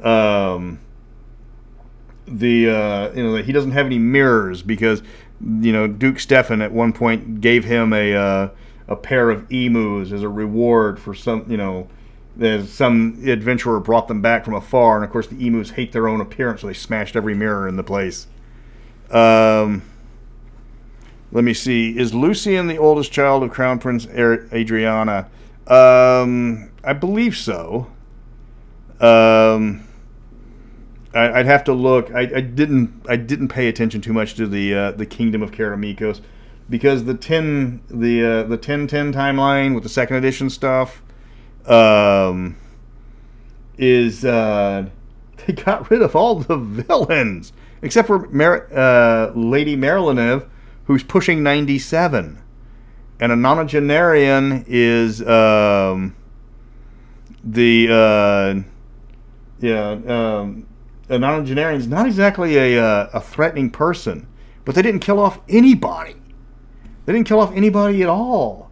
Like was it the high priest of he was on death's he was on death's doornail. Yeah, he was on death's doorstep. I was like, hey, we moved it forward. He's still alive. Wasn't he like dying? Wasn't that like a major plot point? Hey, earn more money inserting ads as the more viewers are watching. Give it a try. I will pass. I don't want to inflict ads on my people. Let you do that enough as it is. Yeah. Patriarch Jowlet dies, and Odebree is supposed to, start turning it on, and that was a plot point. That was about to happen in the Grand Duchy, and when they go to the Grand Kingdom, it doesn't happen. They didn't even age up anybody. If you look at their stat blocks, their ages don't change. Yeah. So that was, Karamikos, only 64 pages, introduced the setting, did it very well, introduced the skill system, did that very well. Gave us very memorable heroes, very memorable villains, a place you could adventure all over the nation. It left enough room so that the players wanted to go domains, they could. It introduced us to a lot of future modules that were going to be, Night's Dark Terror. He didn't get, Dwarf Man 01, he didn't get better. He just stayed the same for the next decade. He's still on death's doorstep waiting to die. So you ended up with Night's Dark Terror. Sadly, there's not much in the X series that was set in Karamikos. They never really go back to it. What's your hat? What's with my hat? Okay. So then you end. You got that. So Karamikos, it's hard to argue against it because there's no real flaws to it. It's short. That's about it. But you expand it out, and like 10 years ago, that's when the idea was to give von Hendrix his family. Alina's still kicking around somewhere. But then when they did the Wrath of the Immortals, they got rid of von Hendrix, they got rid of Bargle, and replaced him with a guy who's not evil, he's just incompetent. Yeah. Lady Marilyn, I think, has to have blood in her veins still to become a vampire. They hint strongly that she's going on just raw spite now. So then, throw in some bonus ones. You have the 4 creature crucibles, and I don't have those prepared. And you had the Night Howlers. This is where Mystara really started taking off, when you started adding all of these adventures, all these new classes together. And yeah, I've tried to run Alina got better in Grand Duchy. They pointed out that her uncle, who was a very high level cleric, raised her from the dead. So she was only somewhat dead. I think Lady Marilyn would have bit the vampire, because she is just going on raw hatred at this point. They introduced the creature crucibles, and it's like the Tall Tales of the Wee Folk, the best one, without a doubt. That was the one where they stole everything from either Celtic folklore or Shakespeare. The only problem is the fluff they gave. This is one of the reasons why I eventually would like to create rules for the Archfey. They told us Oberon was like all powerful. Like on par with Ixion, but then He's level 30 human. And then she's not dead. She's just looks like a lich. So yeah, then it was the one that gave us the negative levels for a while. And so Tall Tales of the Wee Folk is like, that's the one that everybody wants to buy, because that was the first one to really address the Fey Kingdom before the 4th edition turned it into the Feywild. And it's like, like all of it's all about the Forgotten Realms now. Of course, it's about the Forgotten Realms. It's always about the Forgotten Realms, or the Remembered Realms. So yeah, the way they wrote it, like Oberon's this huge chess master, and then he doesn't appear outside of Mystara in any decent capacity. Then after that, you got Top Ballista, which is a bit of a drop. And then Top Ballista had, that's the aerial one, because of course they always have themes. There's a lot of ones that you can't play. You can play them. You can play a lot of the higher level classes, but like the Sphinx is useless because it's the negative levels. You're like at negative 3.2 million, and you have to be like level 18 for a fighter to actually level up as a Sphinx. And so that means you're going without magical weapons for a good long time. Then you had the Nagpa, which also starts off at like 1.1 million negative XP, and you barely get any spells. I mean, you're supposed to be like a incompetent on par with a wizard for what you're doing, but you hardly get any spells whatsoever. But yeah, the classes that you could play, the gnomes, the Fenrir, which they never made any art for. They're a major race, and they never give them any art. Those are good. You can play harpies, which are kind of very one-note wonders. The gremlins are useless if you're not playing with the technology rules.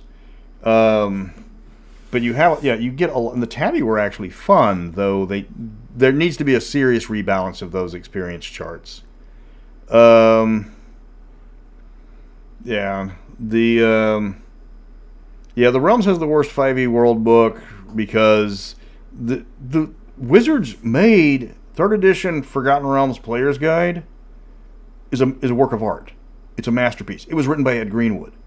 Now they've got people that have no reference to, have no ties to the original settings, working on these original settings, with the one exception being Keith Baker of Eberron.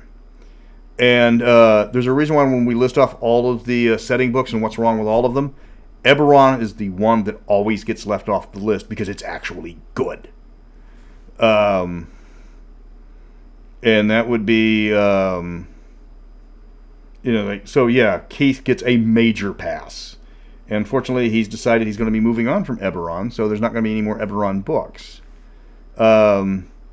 Skag actually inspired me when I was writing the Mystara Player's Guide to actually make it longer than Skag, because that book was way too short. But one problem with Skag now is the power creep and the classes have gone way up, so even the good classes that were in Skag are useless. Or they're underwhelming to begin to explain, to put it mildly. But even the Mystara stuff is very underwhelming now for a lot of people because Tasha's. So after the Creature Crucible, so after Top Ballista, which gave you biplanes and stuff like that, the next best one was there's only 4, and not even that great, not even that good. Night Howlers, which is very difficult to find for a lot of people. That's the one where you become werewolves. And that was when we discovered that the Player's Guide was 64 pages, because it took 64 pages to explain it took 64 pages to explain all the rules for playing a werewolf. And that was when you ended up with split XP, which was a good idea. That sounded like a good idea at the time. But it was absolutely unplayable. Yeah, 3.5 Ravenloft, I think that was sourced out to White Wolf. So of all the people to run a horror game, White Wolf is probably the best choice. Let me see. Was King Stefan Karamikos truly a bad ruler? No, he wasn't a bad ruler. He was just a jerk. No, not Stefan. Stefan's problem was he gave people too many chances. Who's the one that's a jerk? You're not narrowing it down much. Jerk-ass ruler thinks he's, wants to kill his dad or his mom or somebody. Xandor. Prince Xandor, yes, he's the Zap Brannigan or Yes. Gaston of Mystara. He needs to die. Yeah. And Someone needs to kill this asshole. yeah. Yeah, he was Stefan was a little bit naive, but he was actually a competent ruler because he knew how to delegate, and whenever he made a stupid decision, he would listen to his wife, who would tell him, "That was a stupid decision, honey." Oh, kind of like yours. And then so then you have Night Howlers. The problem with Night Howlers is the mechanics, and Anne Dupuis, who wrote Night Howlers, even told me flat out, I was like, yeah, it was a great idea, but it didn't work. And then you ended up with the Sea Peoples, and the Sea Peoples were your undersea races. So already there, you can't play almost all of them above ground.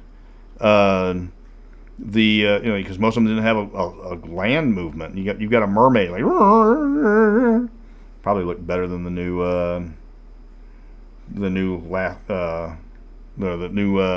Little Mermaid. I mean, come on, people! It's like the last thing we want to see in a movie is an actual realistic-looking singing crab. It's the last thing you want. And most of the races in the Sea Peoples, they didn't have any special rules. There's like the Kana. It's like, hey, we're really big. We have a lot of hit points, and that's it. The Sharkkin. We have the Sharkkin. Like, hey, we're good at fighting, but that's all we are. The Tritons. Well, the Tritons get spells. The Merfolk get no special abilities. Yeah, the Havard reasoning behind the Black Eagle Barony is he wasn't ignoring it. It was when he initially started, the lines of communication were absolutely shot.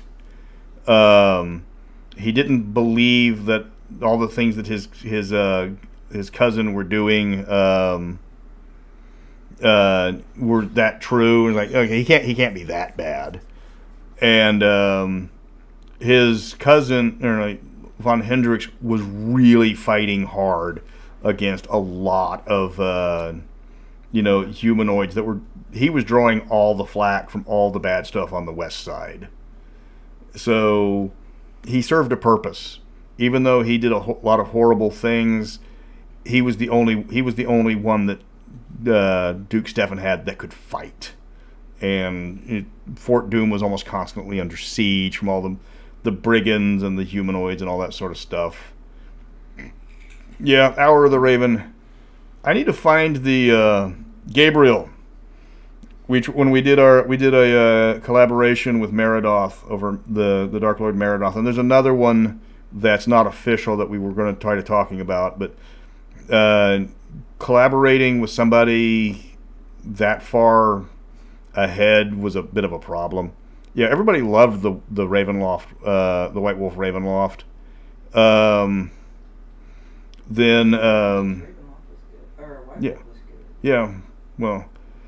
and White Wolf did a wonderful job. And then when they lost it, the Fraternity of Shadows took over, and they did an amazing job with the stuff, and they still do a lot of stuff for the DM's Guild, though. One minor gripe, and I know you guys are listening to this because you always listen to my stuff because you guys tell me that. For the guys that do the Fraternity of Shadows for the DM's Guild, guys, if you're going to use historical figures for your Dark Lords, don't use ones that everyone recognize. Go to go to some of the more obscure Renaissance art and get those things. So I'm not looking at Henry VIII or Queen Elizabeth or any of the popes that or for the Dark Lords. It's just it kicks you a little out of the immersion. A realistic singing crab would be good in the Tim Burton movie. Yeah, but we'd have to listen to Johnny Depp sing. I am waiting for Beetlejuice 2. Michael Keaton and Winona Ryder, their careers are on a rebound. Time to take advantage of that, because there's no more there's no more Needful Things coming. The new Flash movie might as well be Tim Burton's Batman Part 3, because I only see the last commercial. I own it. I think he was in it more than the Flash was, because nobody. Yeah, but I think that's probably the entirety of what Yeah. they're going to show of Michael. Well, yeah, that might be all. Michael Keaton's entire role in that movie might be what we saw in the commercial, but they really are not showing Ezra Miller. Something about him, I don't know, fighting the entire state of Hawaii. So, so the Sea People for the last one. It's really hard to work a Sea People. Even if you're doing an all Creature Crucible party, it's almost impossible to work the Sea Peoples into that one, because there's only 2 or 3 that can survive out of water. The Nereids and the die quickly if they leave the water. The Kopru, you can actually play a good Kopru, and they have a movement speed of 5. So the creation of the Traldaran people from the mixture of the Traldar and the Vandar, that is only Threshold. That is not canon. The Traldaran people have always been there. They have they're their own people, because in the Hollow World there's only like 3 ethnic types, and all the original ethnic types, and all the other ones are like mixed from between those 3. So they're really like the primary colors of human origins. Yeah, they're trying to, and I don't know anybody that's going to go see the Flash movie, because the DCEU is dead. Yeah, it's Batman Part 3 featuring Bat Flash, because he names everything he owns Bat something. It's like, I was surprised. We haven't seen it yet, but we're planning on doing it. We haven't. The D&D movie turned out to be a lot better than I expected. For all my friends singing the praises, though. Wizards really needs to ask the guy at Paramount who thought it was a great idea to put it between John Wick and Mario. It's like, hey, I've got this new super tuned up Taurus that I'm going to be entering in a street race. It goes really fast, and it's a really nice car. And I'm stuck between 2 Lamborghinis. Yeah, that's going to end well. It might be the best Ford Taurus ever created, but you're going to get blown out. Like I said, I'm just waiting for Wizards to crash and burn or something, and then I've got a penny jar my penny jar has about $37 in pennies. I think that's more than enough to buy the Mystara license, because they're not doing anything with it. The more that they try, the more they try to, put these books out and try to make everybody happy, the more unhappy it makes people. It's like, well, we're going to run everything through a sensitivity reader, and God! It's like, see, that's what gave me. I'm not doing a sensitivity reader. I'm not doing a sensitivity reader. I've come up with the insensitivity reader. Okay, rage clicks sell. There's a bunch of people that's all they do is complain about things on YouTube, and they have twice my viewership. And it was like, okay, well, I don't like this, and this is why. He's like, this sucks, this sucks, this sucks, this sucks. He's like, I'm all into the hobby, and it sucks, and it sucks, and it sucks. Okay, if all you ever do is say it sucks, you're not that into the hobby. You're just turning rages into clicks. Okay, when I say I don't like something, I'll say why I don't like it and how to fix it.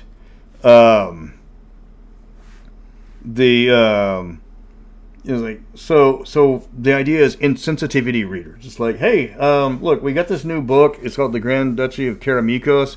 It's really good. It is well written. It's got a lot of adventure hooks, memorable characters. It's put together. Like everybody's going to love it, which means nobody's going to get mad at it, and it's not going to get any buzz about about it when we release it. So we need hey, Earl, yep. And it's like, I need you to go through here and change a few things to piss people off. All right. Like, here we go. We're going, I was like, Duke Stefan's a redhead. Need to change that. Mm-hmm. And he's like, we'll keep him all the same. We'll just, give him we'll just make him randomly a different ethnicity with no explanation of how a different ethnicity got there. Yeah. The problem with, John, Night Howlers was the book that gave us, the were creatures. The problem is the application of the rules didn't work out. And even the author admits that the having to split your XP between your lycanthrope form and your regular form, it grinds that to a halt. The extra paperwork involved and the record keeping involved really ruined it. Let me see, and that's why, the sensitivity. That's why I don't use them. I use the awesomeness editors because the difference is, the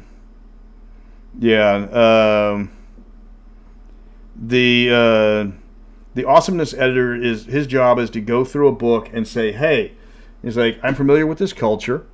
This is what would make everybody go, oh my god, this is amazing. He's like, hey, I know you've got the Grand Duchy of Karamikos, but why don't you build a character after this, Serbian folk hero and put him in there? Because he's awesome. He's like, and he flexes, and does all this stuff. It's like, okay, fantastic, let's do it. It's like, what about Yalarim? It's like, do you have anybody that, looks, do you have anybody that's the equivalent of Sinbad? Because Sinbad is amazing and people like Sinbad. Okay, we will have Sinbad. Does he have a hawk? Yes, and all of them have a bird of prey, and Sinbad has to have a hawk. And chest hair. And chest hair. And a beard. Not too long, not too short, but a perfect length. Hey, a lot of people are born on May 2nd. Taurus is all. Some girl with psychic power said, hey, T-Bone, what's your sign? I blink and answered Neon. I thought I'd blow her mind.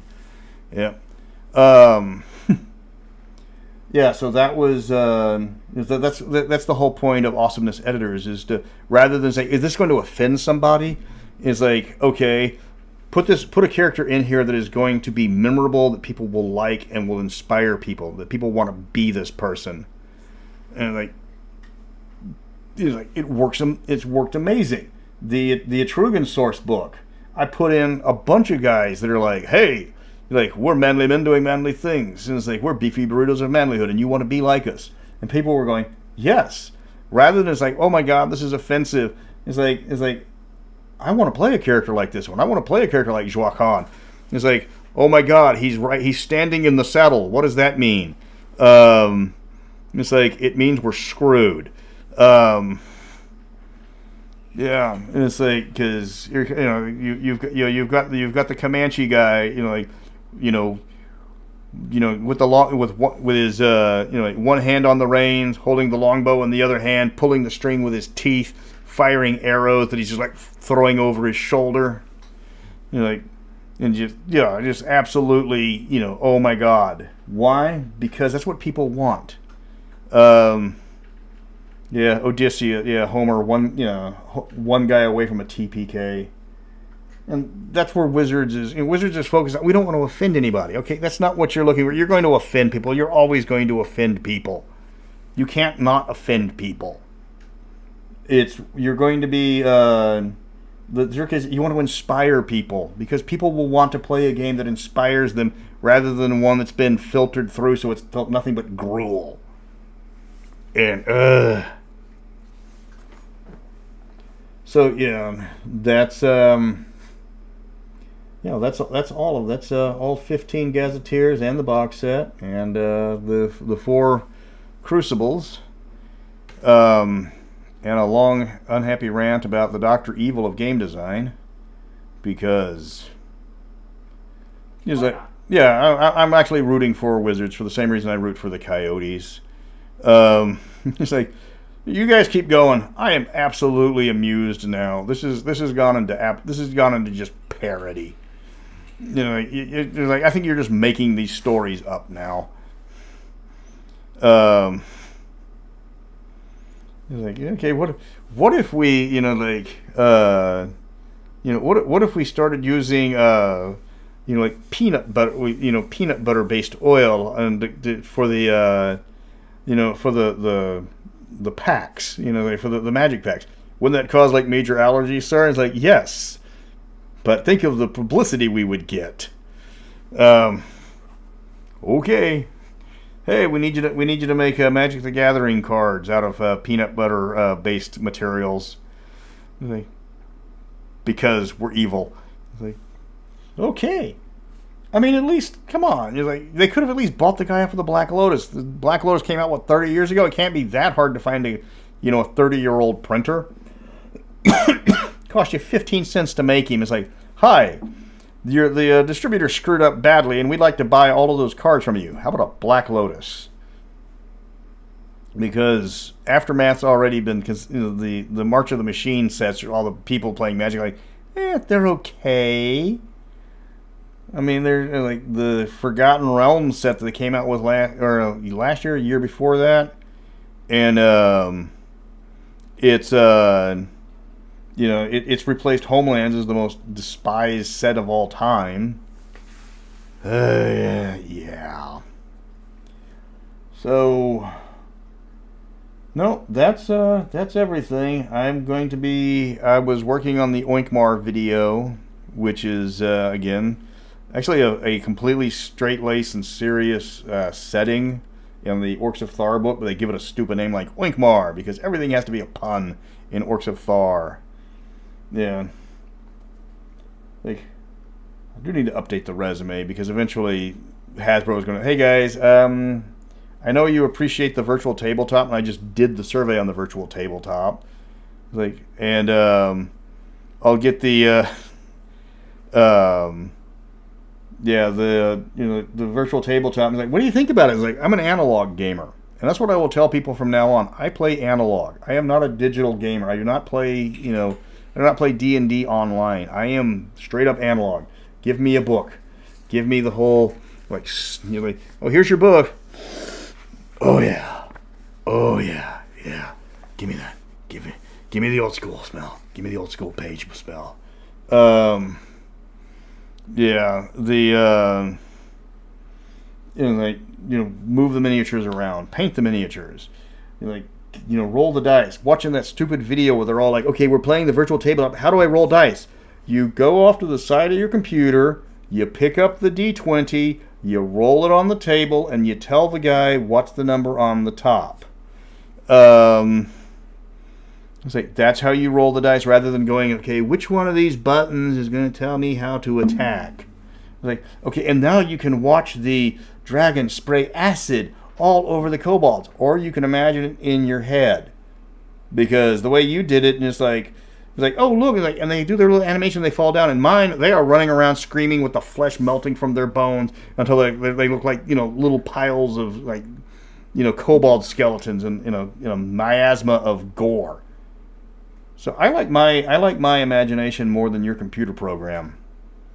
So that's why every time they ask me, so what, after all of these things, what do you think about the, on a scale of 0 to 10, how much does this inspire you to buy it? 0, because I'm not going to buy it.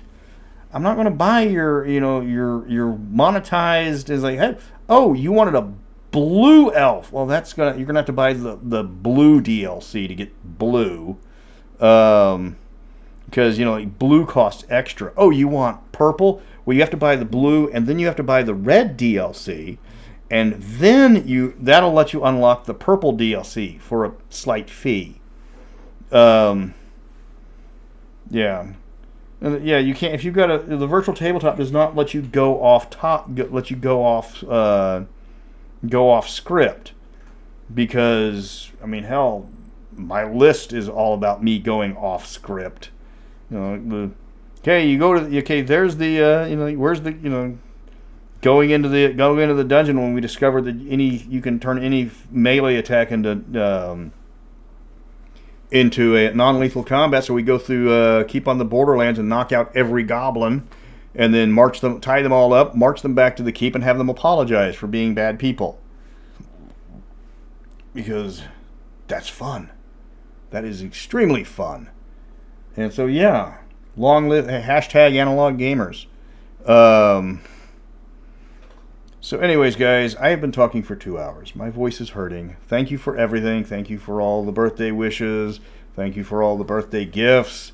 It's all lies. He just wants the cake. Yeah, I've got a birthday cake waiting for me. Yeah, and you can't. Yeah, and you can't. If you keep rolling your digital dice, you can't put digital dice in digital dice jail. And you can't buy the pretty math rocks. Yeah. So yeah, analog gamer for life. And thanks for everything. I will get out the new videos. My work schedule has been insane lately. Oh my God, it has been insane. They have sent me out of state. They have sent me across Texas twice. I wasn't joking in that video about the Eagle Pass and the Eagle Pass. I had to go to Arlington. I had to go to Shreveport. I had to go to Corpus Christi. Oh wait, you went to Louisiana too for Yeah, that was Shreveport. Oh, Shreveport. Yep. So I will talk to all of you guys later. Thanks for coming out. Auf Wiedersehen.